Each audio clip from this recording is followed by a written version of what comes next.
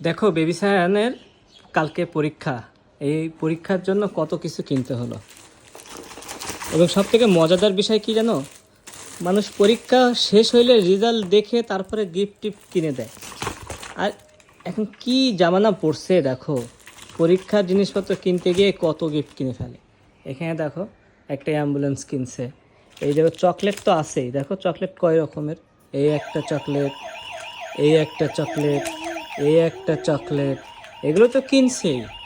আবার হচ্ছে এইসব খেলনাগুলো কিনছে, আবার এই যে খাতা কিনতে হয়েছে পরীক্ষার জন্য, এই যে রং পেন্সিল কিনতে হয়েছে, এই যে কত কিছু কিনতে হয়। এই দেখো একটা আমরা যেটা পছন্দ করছিলাম ওইটাতে বেবি খুলতে পারছিল না, তো এটা ইজি। দেখি তুমি এটা খুলতে পারো কিনা বাবা, এটা খুলতে পারো কিনা দেখি। এর মধ্যে তোমার ইরেজার আছে, সব কিছু বের করো তো দেখি তুমি বের করতে পারো কিনা সায়ান। তারপরে দেখো ডার্ক চকলেট কিনছে, মানে কত রকম যে বেবির কিনতে হয়, মানে তোমরা বোঝো। পরীক্ষা, এই যা বোর্ড কিনতে হয়েছে, পরীক্ষাটা ভালো কর, রেজাল্ট ভালো কর, তারপর কিনতিস সেটা ভালো হতো। পরীক্ষা দেওয়ার জন্য তার খেলনা কিনা লাগবে, এটি কোনো কথা হলো?